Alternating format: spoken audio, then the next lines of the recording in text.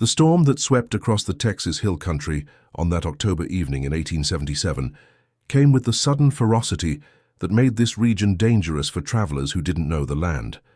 Daniel Whitmore had been watching the clouds build all afternoon, recognizing the particular quality of darkness that meant serious weather was approaching. He'd secured his workshop, brought his horse into the small barn behind his cabin, and was settling in for what promised to be a violent night when he heard the desperate knocking at his. Torreson had built his cabin 5 years earlier, in a remote valley about 30 miles from the nearest settlement, choosing isolation deliberately, after spending years working as a scout during the final conflicts between Texas Rangers and Comanche bands. The work had left him weary of violence and politics, seeking instead the simple satisfaction of crafting furniture and helping occasional travelers who passed through the rugged terrain. His reputation for fair dealing and skilled carpentry had spread enough to provide a modest living, while his location offered the solitude he'd come to value above almost everything else. Opening the door revealed 3 figures huddled on his porch, illuminated by lightning flashes that painted the scene in stark contrast. A Comanche woman in her late 30s, her traditional clothing soaked through and her face showing exhaustion, but also fierce determination. A teenage boy, perhaps 14, standing protectively close to a girl who couldn't have been more than 8 years old. All 3 were thoroughly drenched, shivering in the cold rain, and the woman's eyes held a mixture of desperation and careful evaluation as she looked at Dan, clearly trying to assess what kind of man had opened the door. Dan stepped back immediately, gesturing them inside without questions or hesitation. The frontier code of hospitality was absolute when it came to people caught in dangerous weather, regardless of their background or circumstances. He'd shared shelter with Comanche travelers before, just as he'd welcomed Mexican vaqueros, fellow settlers, and anyone else who needed refuge from the unforgiving Texas elements. The woman nodded gratefully but cautiously, speaking a few words in Comanche to the children before they entered, their movements careful and watchful despite their obvious exhaustion. As Dan built up the fire and laid out blankets for his guests to dry themselves, he began to notice details that suggested these weren't ordinary travelers caught by unexpected weather. The woman carried herself with an authority that reminded him of the Comanche leaders he'd encountered during his scouting years, people who commanded respect through presence rather than demonstration. The boy, despite his youth, moved with the trained awareness of someone who'd been taught to constantly assess his surroundings and watch for threats. Most tellingly, the girl clutched a leather document case with the intensity that suggested it contained something far more valuable than protection from rain. The woman introduced herself as Casa, offering no further explanation about her identity or purpose. The boy was Tavo, her nephew, and the girl was Mahi, her daughter. They were traveling south toward the border, she explained in careful English, and had been caught by the storm while crossing this section of hill country. The explanation was plausible enough, but Dan's years of experience reading people and situations told him there was far more to their story than a simple journey interrupted by bad weather. As the storm intensified outside, turning the night into a chaos of thunder, lightning and driving rain, Dan prepared a simple meal of beans, cornbread and coffee. His guests ate with the careful manners of people who'd been taught proper conduct, even in desperate circumstances, and he noticed how Casa kept glancing toward the windows, not with the casual wariness of someone checking weather conditions, but with the focused attention of someone watching for pursuit. The leather case never left Mahi's hands, and the girl's knuckles were white from gripping it so tightly. Dan had learned during his years on the frontier that sometimes the wisest course was to offer help without demanding explanations. People had their reasons for keeping secrets, and forcing those reasons into the open often did more harm than good. But as he watched his guests settle near the fire and saw the way Tavo positioned himself where he could watch both the door and the windows, Dan understood that his simple act of hospitality had involved him in something far more complex than providing shelter from a storm. The question was whether whatever they were running from would arrive at his door before morning, and what he would do when faced with demands to hand over people he'd offered his protection. The storm showed no signs of letting up as night deepened, and Dan found himself wondering what truth could be so dangerous that it would drive a Comanche woman and 2 children out into Texas hill country during storm season, carrying a leather case like it contained the weight of the world. Pursued by forces they feared more than the lightning that split the sky outside his cabin walls. Morning came slowly to the Texas hill country, with grey light filtering through clouds that still hung low and heavy after the night's storm. Dan woke before dawn, as was his habit, quietly building up the fire without disturbing his guests, who were sleeping in the space near the hearth. As he moved around his cabin preparing coffee, he became aware that Casa was also awake, watching him with the careful attention of someone making continuous assessments about the man whose hospitality she'd accepted. Over coffee and the simple breakfast Dan prepared, the silence between them carried its own conversation.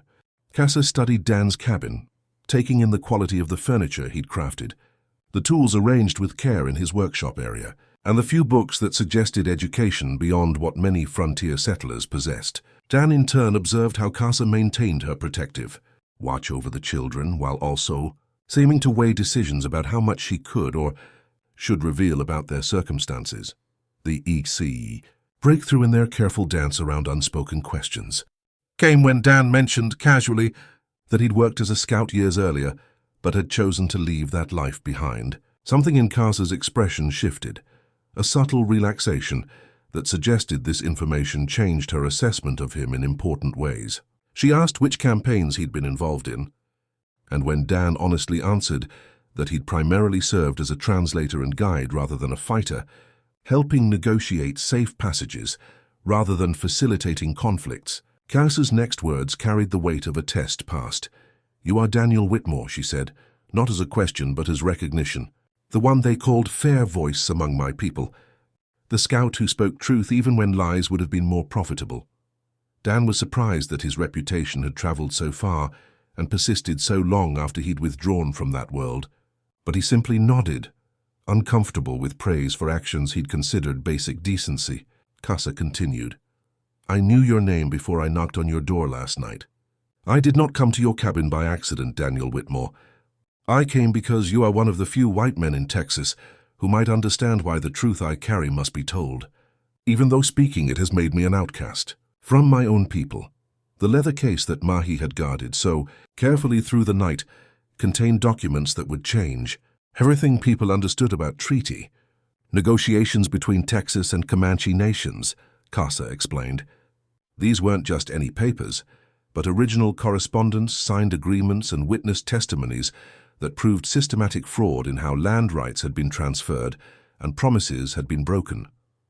More importantly, they documented who had benefited from these deceptions, identifying powerful families and business interests that had built fortunes on deliberately falsified claims about what Comanche leaders had agreed to surrender. The documents had been held in secret by Comanche leadership for years, preserved as evidence that might someday prove useful, but considered too dangerous to reveal, while conflict with Texas authorities remained intense. But Casa, who had served as a translator during some of the original negotiations and knew both English and Comanche legal concepts, had come to believe that keeping these truths hidden was allowing injustice to compound. The land being taken from Comanche people wasn't just being lost through the usual mechanisms of frontier expansion, but through deliberate fraud that violated even the biased terms that treaty negotiators had established. When Casa had proposed bringing these documents to federal authorities who might use them to investigate the fraudulent land transfers, Comanche leadership had forbidden such action. Their reasoning was pragmatic. Revealing evidence of fraud might bring legal challenges to powerful Texas families, but it would also likely bring violent retribution against the remaining Comanche communities who were already vulnerable and barely surviving on inadequate reservation lands. The chief had ordered the documents destroyed and had forbidden anyone from speaking about what they contained, believing that protecting the living was more important than seeking justice for past wrongs. Casa had refused to comply with the order to destroy the documents, arguing that suppressing truth to avoid conflict was a form of surrender that dishonored those who had died, believing their agreements would be honored. Her defiance had created a crisis within her community, with some members supporting her position, while others viewed her actions as dangerous rebellion that threatened everyone's safety. When the chief finally gave the order for the documents to be seized, Casa had fled with her daughter and nephew, determined to bring the evidence to people who might use it properly, even if doing so meant she could never return to her people. Dan listened to this explanation with growing understanding of the complexity his guests had brought to his isolated cabin. Casa wasn't just running from pursuers. She was carrying a burden of truth that divided communities and challenged assumptions about how to survive in impossible circumstances. The documents she protected represented not just evidence of fraud, but a fundamental question about whether justice delayed and suppressed was better than justice sought at potential cost to vulnerable people. The conversation was interrupted by Tavo's urgent whisper from the window where he'd been keeping watch. Riders were approaching from the north, moving slowly and deliberately through the muddy trails left by the previous night's storm. Dan recognized the careful pace of people who were tracking rather than simply traveling, and Casa's immediate tension confirmed that these were the pursuers she'd been expecting. The moment of relative safety that the storm had provided was ending, and Dan faced the immediate question of whether to hide his guests, honestly explain their presence, or find some middle path that might protect both Casa's mission and his own position of claimed neutrality. As the riders drew closer, Dan could see they wore a mixture of Comanche and settler clothing, suggesting a mixed group that might include both tribal members pursuing Casa under the chief's orders, and perhaps settlers who had their own interest in preventing the documents from reaching authorities. The complexity of the approaching danger made Dan realize that this situation wasn't going to be resolved by simple hospitality or frontier codes of conduct. He was going to have to make a choice about which side of a fundamental conflict he would support, and that choice would determine not just what happened to 3 people seeking shelter, but potentially the fate of truth itself in a region built on carefully maintained fictions about honor and fairness in frontier expansion. The riders who arrived at Dan's cabin that morning brought with them a complexity that made simple choices impossible. The group's leader was a Comanche man named Nocona, roughly Dan's own age, who spoke with the careful authority of someone acting under orders he didn't entirely agree with, but was bound to follow. With him were 2 other Comanche men, and most troublingly, 3 white settlers whose presence suggested coordination between tribal leadership and Texas interests that had reason to fear what Casa's documents might reveal. Nocona addressed Dan with formal respect, acknowledging their previous acquaintance from years earlier, when both had been involved in different aspects of the conflicts that had reshaped the Texas frontier. He explained that Casa had taken property that belonged to the Comanche people and must return it for proper disposal, emphasizing that this was an internal tribal matter that shouldn't involve outsiders. The statement was carefully worded to appeal to Dan's known respect for native sovereignty, but the presence of the white settlers suggested the situation was far more complicated than a simple internal dispute.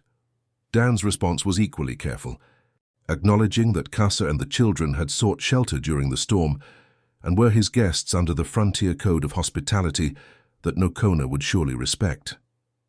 He made no mention of the documents or Casa's explanation about their contents, instead focusing on the established customs that made turning away people who had accepted one's hospitality a serious breach of honor. The exchange was polite and formal, both men recognizing they were engaged in a negotiation where what wasn't said mattered as much as explicit statements. The standoff that developed over the next several hours revealed the deep divisions within the Comanche community about how to handle the forbidden knowledge Casa carried. Nocona spoke privately with Dan, explaining that the chief's prohibition against revealing the documents wasn't based on cowardice or corruption, but on painful pragmatism born from years of watching his people suffer retribution for challenging powerful interests. Every time Comanche leaders had sought justice through official channels, the result had been increased pressure, reduced resources, and military action that harmed the most vulnerable members of their communities. But Nocona also revealed his personal conflict about the orders he was following. As someone who had signed the original treaties and watched how their terms had been systematically violated, he understood Casa's frustration and her belief that continued silence was itself a form of injustice.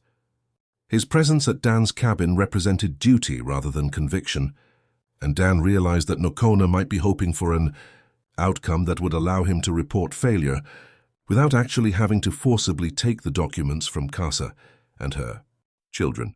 The white settlers who had accompanied Nokona were more straightforward about their motivations, though they tried to disguise their interest behind claims of helping maintain peace. Their spokesman, a land speculator named Harlan Reed, made increasingly direct suggestions that Dan should simply hand over the documents and avoid involving himself in disputes that didn't concern him. When Dan refused, Reed's tone became threatening, hinting at consequences for those who interfered with legitimate business interests and suggesting that Dan's isolated cabin might face unfortunate accidents if he continued to harbor fugitives. That evening, as tension built and both groups settled in for what was clearly going to be an extended standoff, Casa made a proposal that changed the nature of the conflict.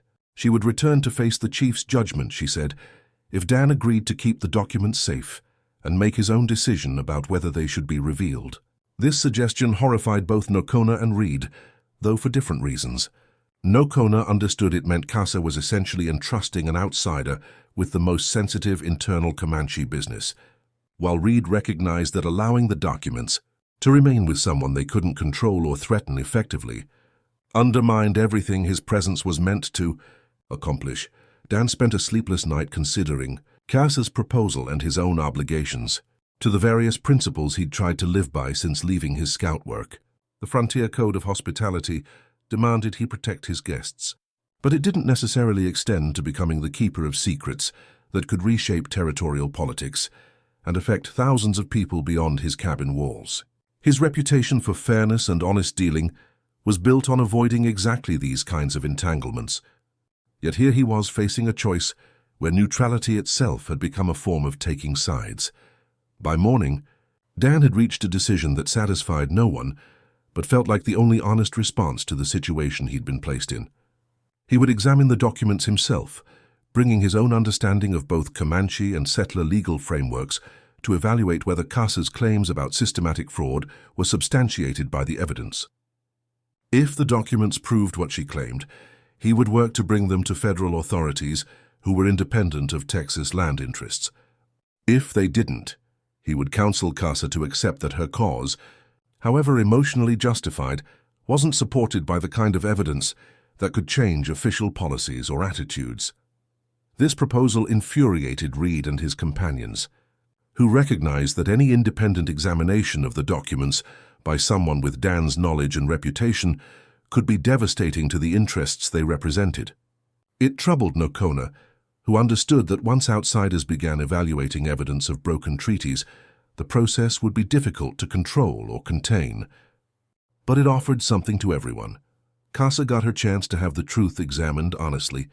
Nokona could report that he'd prevented the immediate disclosure of the documents, and Reed couldn't simply destroy evidence that was now in the custody of someone the community respected. As the various parties reluctantly accepted this compromise, Dan realized he had traded his comfortable isolation for involvement in exactly the kind of complex political situation he'd spent years avoiding. The leather case that Mahi had guarded so carefully was now his responsibility, and the truth it contained would determine whether his reputation for fairness would be confirmed or destroyed, depending on whose interests were served by whatever conclusions he reached about the evidence Casa had risked everything to preserve. The days that followed Dan's decision to examine Casa's documents transformed his quiet cabin into something resembling a courtroom, with various interested parties watching as he methodically worked through the evidence that had been hidden for so many years. Nokona remained, ostensibly to represent Comanche interests, but increasingly serving as a valuable consultant who could provide context for the circumstances under which different agreements had been negotiated. Reed and his companions also stayed, claiming they needed to observe the process to ensure fairness. Though their presence felt more like intimidation than oversight, the documents themselves were more extensive and detailed than Dan had anticipated. Casa had preserved not just the formal treaty texts, but correspondence between negotiators, notes from meetings that had been recorded by translators, witness statements from people who had been present at key discussions, and most damaging, letters between Texas land speculators discussing how to manipulate translation and legal language to ensure that Comanche leaders agreed to terms they didn't fully understand. The collection represented years of careful documentation by someone who had known these materials would someday be needed, but had patiently waited for the right moment to reveal them. As Dan read through the evidence with Nokona's help in understanding Comanche perspectives and Casa providing additional context about specific negotiations, a pattern emerged that was even more troubling than simple fraud. The deception had been systematic and involved coordination between territorial officials, land speculators, and even some translators who had deliberately provided misleading interpretations of key terms during treaty discussions. Comanche leaders had believed they were negotiating agreements that would preserve access to traditional hunting grounds and sacred sites, while the English texts of the treaties actually surrendered those rights entirely. What made the fraud particularly egregious was that it had been documented by the perpetrators themselves, in correspondence that revealed their deliberate strategy to use language barriers and legal complexity to obtain concessions that Comanche negotiators wouldn't have agreed to if they'd understood what they were actually signing. The letters Dan read included explicit discussions of how to word treaty provisions so they would sound reasonable when translated into Comanche, but would actually convey very different meanings in the legal English that would be enforced by courts. Reed's increasingly agitated behavior as Dan worked through the documents confirmed their authenticity and significance. The land speculator made multiple attempts to dispute the evidence, claiming the correspondence could be forgeries or that the translator's accounts couldn't be trusted because they came from people with grudges against the negotiation process. But Dan's experience with frontier documentation allowed him to identify authentic period papers and verify the signatures on letters through comparison with other known examples. The evidence was genuine, and it proved systematic fraud on a scale that would embarrass powerful families and potentially invalidate land claims worth millions of dollars. The legal and political implications of what Dan was discovering became clearer as he continued his examination. If these documents were properly presented to federal authorities, they could trigger investigations that would reveal corruption, not just in Texas but in the broader treaty negotiation process that had been used to dispossess native peoples throughout the American West. The fraud Casa had documented wasn't unique to Comanche experiences, but rather represented patterns that had probably been repeated in dealings with dozens of tribal nations. The stakes of revealing this truth extended far beyond one community's grievances to challenge fundamental assumptions about how westward expansion had been conducted. Nokona shared with Dan the internal debates that had led to the chief's decision to suppress the documents rather than reveal them. Comanche leadership had recognized the potential value of this evidence, but they'd also understood that powerful interests would respond viciously to threats against land claims that had become the foundation of significant wealth. Previous attempts by native leaders to challenge treaty violations through legal channels had often resulted in military action against their communities, with soldiers claiming to respond to uprisings that were actually peaceful attempts to seek justice through official processes. The question that kept Dan awake as he worked through the evidence wasn't whether the documents proved fraud, because they clearly did, but whether revealing that fraud would actually help the people who had been victimized by it. The families who now held land based on fraudulent treaties weren't going to simply accept having their property rights challenged, and the political power they wielded in Texas would allow them to shape how any investigation was conducted and reported. The best-case scenario might expose wrongdoing without providing meaningful restitution to Comanche communities, while the worst case could bring retribution against people who were already struggling to survive on inadequate reservation lands.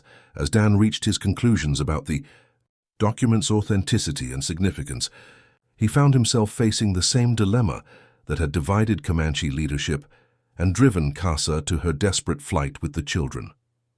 The truth was clear and the fraud was proven, but the consequences of revealing that truth were unpredictable and potentially dangerous for the very people who deserved justice. His reputation for fairness, which everyone had trusted to guide this examination, now placed him in the position of having to decide not just what was true, but what should be done about truths that powerful interests wanted to keep hidden. The moment of decision came when Reed, recognizing that Dan's examination was reaching conclusions unfavorable to land speculation interests, made one final attempt to prevent the documents from being taken to federal authorities. His offer was substantial: money that would allow Dan to expand his carpentry business, guaranteed contracts for furniture that would make him wealthy, and assurances of political protection if he would simply declare the documents inconclusive and allow them to be returned to Comanche leadership for quiet disposal. The bribe was large enough to transform Dan's modest life and sophisticated, enough to be presented as legitimate business opportunity rather than obvious corruption. Dan's response to Reed's offer would determine not just his own future but the fate of evidence that could change how people understood the frontier history they claimed to honor, and whether truth suppressed in the name of pragmatism could ever really serve the interests of those it was meant to protect. Dan's rejection of Reed's offer was absolute and unambiguous, delivered with the kind of quiet firmness that made the land speculator realize no amount of money or threats would change the carpenter's commitment to honoring what the evidence had revealed. Reed and his companions left Dan's cabin with barely disguised fury, making vague threats about consequences for those who interfered with legitimate business interests. But their departure actually simplified the situation by removing the element of direct intimidation from the ongoing discussions about what should happen with Casa's documents. What surprised Dan was Nokona's reaction to his decision to take the evidence to federal authorities. The Comanche leader, who had arrived at the cabin under orders to retrieve or destroy the documents, revealed that he'd been hoping throughout the examination process that Dan would reach exactly this conclusion and be willing to act on it. Nokona explained that many Comanche people shared Casa's belief that suppressing the truth was ultimately more harmful than facing whatever consequences might come from revealing systematic fraud. But the chief's authority and the pragmatic arguments about protecting vulnerable community members had prevented open challenge to the suppression orders. The conversation that followed between Dan, Nokona, and Casa laid the groundwork for an alliance that would attempt to navigate between the extremes of complete suppression and reckless disclosure. Nokona proposed returning to Comanche leadership with a carefully crafted message. The documents were now in the custody of someone whose reputation for fairness made him trusted by multiple communities, and attempts to forcibly retrieve them would only create the kind of public attention that everyone wanted to avoid. Meanwhile, Dan would work to identify federal officials who might be genuinely interested in investigating treaty fraud rather than simply protecting territorial interests. The strategy they developed over the following days demonstrated sophisticated understanding of how political systems actually worked on the frontier. Simply delivering the documents to federal authorities would likely result in them being buried by officials who didn't want to challenge powerful Texas families or open investigations that might reveal similar fraud in their own jurisdictions.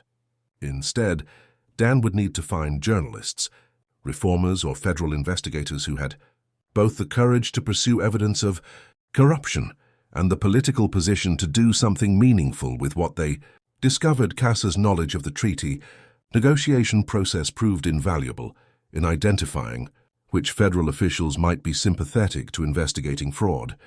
She had observed not just the Comanche side of negotiations, but also interactions among white officials, and she could identify individuals who had seemed troubled by the manipulation and deception they witnessed. Some of those officials had left Texas for positions in Washington or other territories, but they might be willing to act on evidence of wrongdoing if approached properly. The practical challenges of getting the documents to appropriate authorities were substantial. Dan's cabin was isolated, but it wasn't secret, and Reed had certainly reported back to the land speculation interests about what the examination had revealed. Moving the documents safely to federal officials would require careful planning and probably assistance from people who could provide protection during the journey. The network Dan needed to build would have to include not just Comanche allies but also settlers who valued justice over short-term economic interests. The solution came from unexpected quarters when several of Dan's neighbors, who had heard about the standoff at his cabin and come to investigate, learned about the documents and what they revealed. These weren't wealthy ranchers or landy speculators, but rather small farmers and craftspeople who had struggled to establish themselves in Texas and who had their own grievances about how powerful families monopolized resources and manipulated legal systems. The evidence of systematic fraud in treaty negotiations resonated with their experiences of being excluded from opportunities by the same networks of corruption that had defrauded Comanche communities. The alliance that formed around protecting and publicizing the documents brought together an unlikely coalition of Comanche families, small settlers, and even some Mexican ranchers who had their own histories of being displaced by land speculation based on questionable legal claims. What unified them wasn't shared cultural identity, but rather shared interest in challenging systems of corruption that harmed anyone who lacked the political connections to manipulate official processes. Dan found himself at the center of this coalition, not as its leader, but as a trusted facilitator, whose reputation for fairness made him acceptable to groups that had historically viewed each other with suspicion. The plan they developed was ambitious and risky. Dan would travel to San Antonio with copies of the most significant documents, seeking out federal officials and journalists who might be willing to investigate the fraud. Meanwhile, the original documents would be secured in multiple locations with different members of the coalition, ensuring that even if one cache was discovered or destroyed, the evidence would survive. Casa would work with Comanche allies to gather additional testimony from people who had participated in or witnessed the fraudulent negotiations, building a comprehensive case that couldn't be dismissed as the complaints of a single disgruntled translator.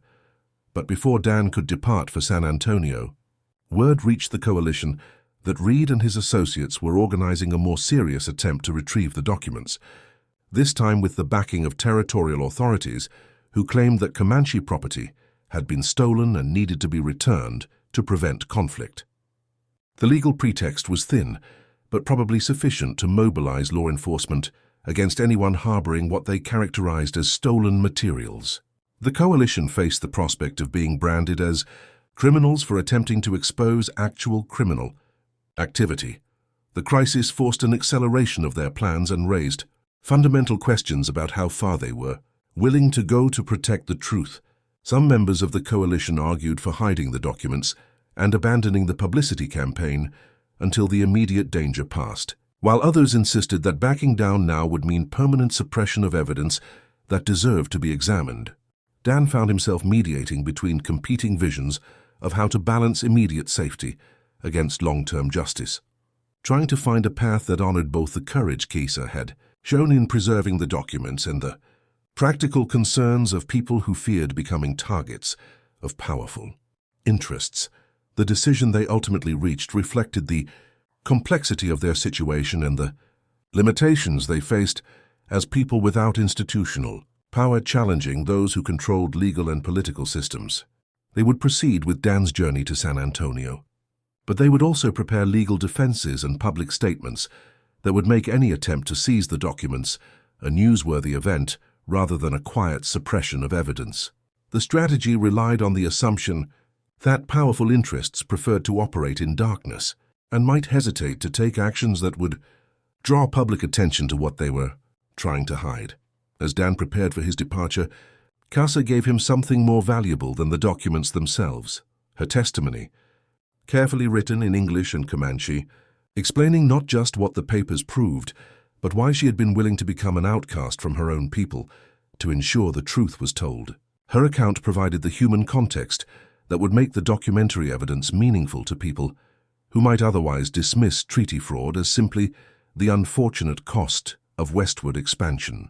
The combination of irrefutable documentation and powerful personal testimony created the foundation for a case that would be difficult for even corrupt officials to completely ignore.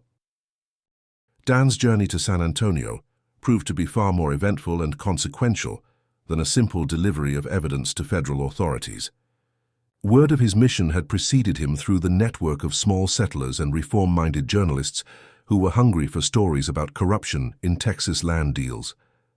By the time he reached the city, Dan found himself at the center of a growing movement that saw Casa's documents as proof of patterns many people had suspected but never been able to demonstrate with the kind of detailed evidence she had preserved. The federal official who proved most receptive to Dan's evidence was a Justice Department attorney named Margaret Lansing, one of the few women holding such a position in the 1870s and someone whose own experiences with discrimination made her particularly sympathetic to cases of systematic fraud against vulnerable populations. Lansing recognized immediately that the documents Dan brought represented an opportunity to challenge corruption that extended far beyond one set of fraudulent treaties, potentially opening investigations into land speculation practices throughout the Southwest. The process of bringing the evidence into official channels was neither quick nor simple, requiring months of careful documentation, verification of sources, and political maneuvering to overcome resistance from Texas officials who wanted to keep treaty fraud investigations as quiet as possible. But Lansing proved to be a skilled advocate who understood how to use press coverage and political pressure to prevent the case from being buried by interests that preferred to keep frontier corruption hidden. The documents that Casa had risked everything to preserve became the foundation for federal investigations that would eventually expose land speculation, fraud affecting not just Comanche lands but territories claimed by multiple native nations. Back in the Texas Hill Country, the coalition that had formed to protect the documents faced increasing pressure from land speculation interests and territorial authorities, who were furious about the publicity Dan's trip to San Antonio had generated. Reed and his associates attempted multiple legal maneuvers to discredit the evidence and prosecute coalition members for various manufactured offenses, but the public attention that Lansing's investigation had generated made such obvious retaliation more difficult than it would have been if the documents had been suppressed quietly. The most significant challenge came when Comanche leadership was pressured by both territorial authorities and land speculators to formally denounce Casa and disavow the documents as unauthorized, disclosures that violated tribal sovereignty. The chief faced an impossible situation. Supporting Casa meant accepting continued pressure and potential military action against his people, while denouncing her meant abandoning the truth and the possibility of ever seeking justice for documented fraud. The decision he ultimately made reflected the complexity of leadership in circumstances where all choices carried serious consequences. The chief's statement, carefully crafted with input from Nocona and other leaders who had come to support Casa's position, acknowledged that she had acted without authorization, but stopped short of denouncing the documents themselves. Instead, the statement emphasized that if fraud had occurred in treaty negotiations, it was the responsibility of federal authorities to investigate and provide restitution, regardless of how that evidence had come to light. This nuanced position allowed Comanche leadership to maintain some distance from Casa's actions while also signaling that they wouldn't actively oppose investigations into documented wrongdoing. The federal investigation that followed validated everything Casa's documents had claimed, revealing systematic fraud in treaty negotiations that had dispossessed Comanche people of millions of acres of land that should have remained under their control according to the agreements their leaders believed they had signed. More importantly, the investigation uncovered evidence that similar patterns of deception had been used in treaty negotiations with other native nations throughout the Southwest, suggesting that the fraud documented in Casa's papers was part of a much larger system of corruption that had characterized westward expansion.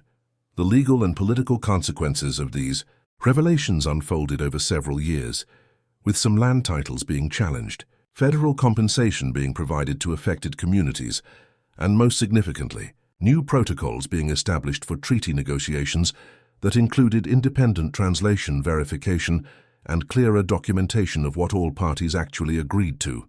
The changes didn't undo the damage that had been done or restore everything that had been taken through fraud, but they represented acknowledgement that the system had been corrupt and needed reform. For Dan, the journey from isolated carpenter to central figure in a major corruption investigation had been transformative in ways he was still processing years after that stormy night when Casa had knocked on his cabin door. His reputation for fairness had been tested and ultimately reinforced by his handling of the documents, but the cost had been the end of his comfortable isolation. He could never return to simply crafting furniture and ignoring the larger political currents that shaped the Texas frontier, because too many people now looked to him as someone who could be trusted to navigate between competing interests and find paths toward justice. Casa had been able to return to her community, not as an outcast, but as someone whose courage and persistence had ultimately been vindicated by events. The chief's careful statement had provided enough cover for her to be reintegrated without anyone having to explicitly admit that her defiance of his orders had been the right choice.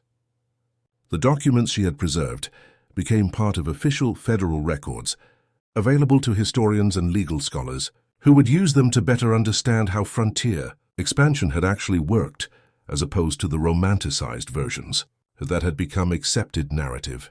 The coalition that had formed to protect the documents evolved into something more permanent, creating informal networks that continued to challenge corruption and advocate for reform in how Texas authorities dealt with land rights, treaty obligations, and the treatment of native communities. The alliance between Comanche families, small settlers, and reform-minded officials demonstrated that shared interests in honest governance could overcome historical antagonisms, at least when people were willing to see past immediate tribal or cultural identities to recognize common cause. The children who had been with Casa that stormy night grew up to become advocates themselves, with Tavo eventually working as a legal translator who helped ensure that treaty negotiations were conducted honestly, and Mahi becoming a teacher who educated both native and settler children about the real history of the frontier, including the painful truths about how land had been taken and agreements had been broken. The leather case she had clutched so desperately through the storm became a symbol of the importance of preserving evidence even when powerful interests wanted it destroyed. Dan's cabin, which had been the site of those tense days of examination and negotiation, became something of a gathering place for people who wanted to continue the work of reform that the document investigation had started. His carpentry business prospered in part because people throughout the region had come to trust his integrity and wanted to support someone whose actions had demonstrated commitment to justice over convenience. But the furniture he crafted carried meanings beyond their practical utility, representing in some way the idea that careful, honest work could create something lasting and valuable in a world where too much was built on deception and exploitation.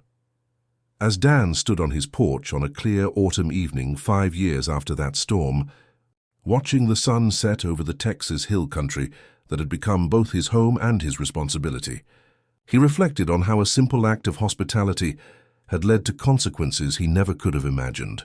Opening his door to strangers, seeking shelter, had involved him in revealing truths that changed how people understood their shared history and challenged systems of corruption that had seemed too powerful to confront. The forbidden truth that Casa and the children had carried to his cabin that stormy night wasn't just about fraudulent treaties or stolen land, though those realities were certainly important. The deeper truth was that ordinary people, acting with courage and supported by others who shared their commitment to honesty, could challenge even deeply entrenched systems of injustice and create change that institutions claimed was impossible. The documents had been preserved, the fraud had been exposed, and while perfect justice remained elusive, the acknowledgement of wrongdoing and the reforms that followed represented progress that wouldn't have happened if Casa had accepted that some truths were too dangerous to reveal.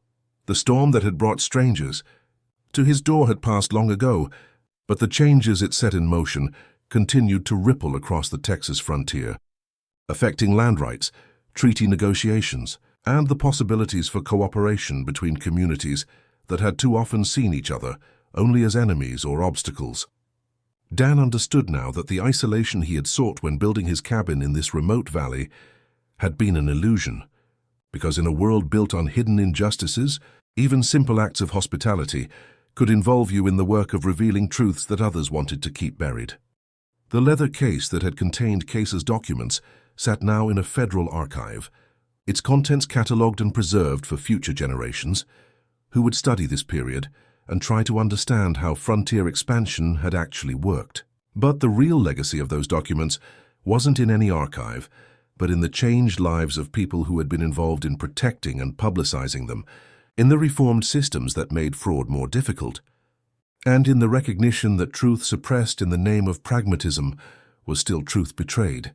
And that courage to reveal what powerful interests wanted hidden was sometimes the most important kind of courage the frontier required.